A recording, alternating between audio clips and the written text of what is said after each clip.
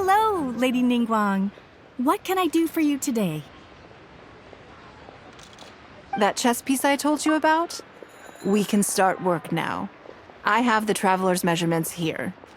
Okay, let me just double check. Looks good. Good. And as agreed, please use top-grade materials only.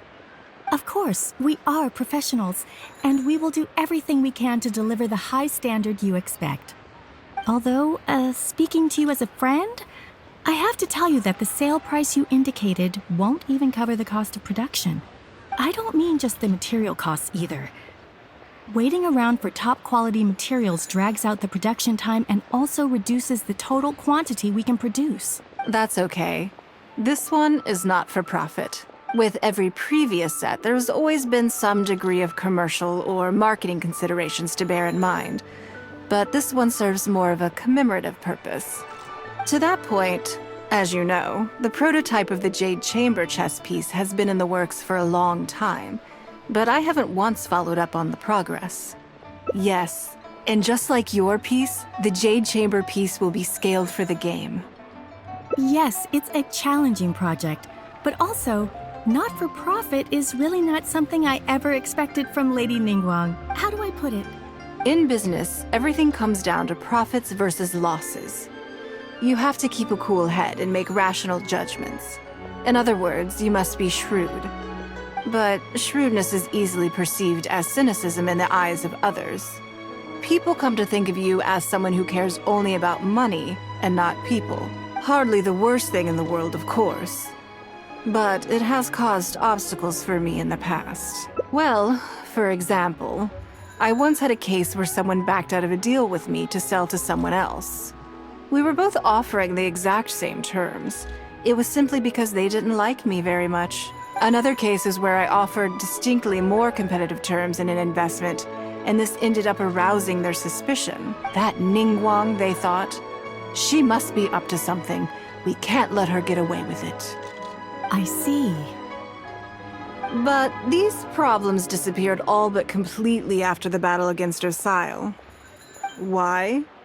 Because the whole of Liyue witnessed me destroying my Jade Chamber.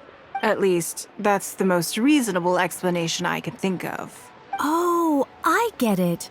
You're saying that back when you sacrificed the Jade Chamber, you gained everyone's respect in return. You're not seeking to make a profit from these chess pieces because what you're commemorating is your personal contribution to Liyue Harbor. It was the deal of the century, and as long as you keep capitalizing on it, business will be plain sailing for you in the future. Yes, exactly. Truly a brilliant strategy, Lady Nigguang. Now I understand why this set needs to be so perfect and why it's okay that it doesn't turn a profit. It will be a lot of work, and I'm most grateful to you. Make sure the Traveler's piece is exactly how she wants it. We can't go letting her down. Don't you worry. We'll put our all into it. Well, that's that then. Let's head back to the Jade Chamber. There's something I want to discuss with you.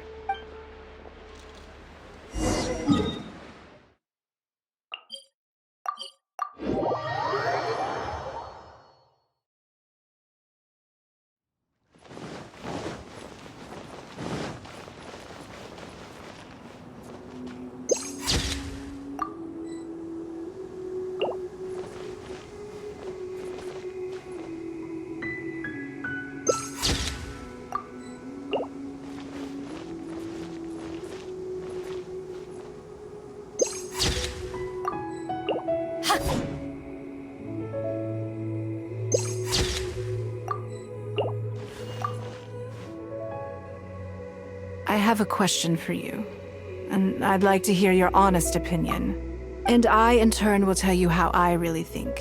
When we were at Mingxing Jewelry, I admitted that my decision to sacrifice the Jade Chamber was a calculated one.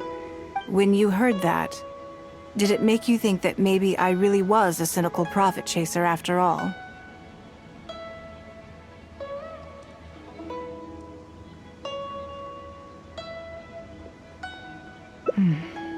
I see.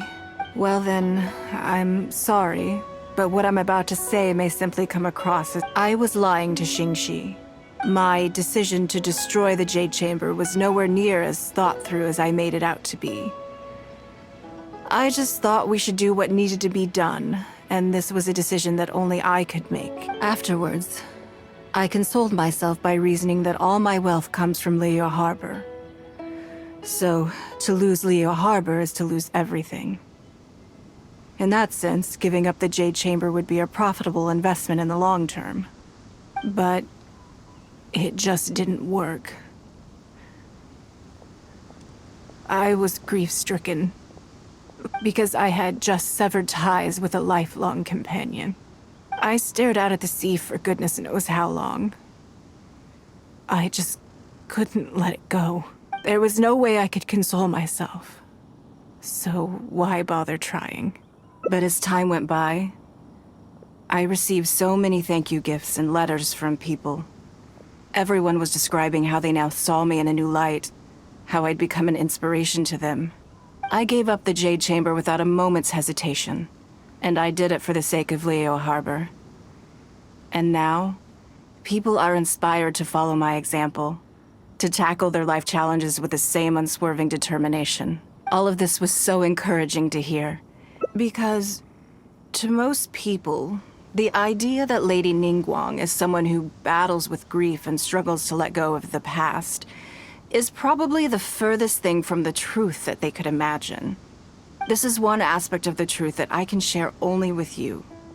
The fact that I can't always be as strong as everyone thinks I am. Thank you for your comforting words. I'm sorry that you have to see me in this state, but look where I am now, standing on the deck of the Jade Chamber. And if I end up having to do it all over again in the future, I will not hesitate to make the same decision again.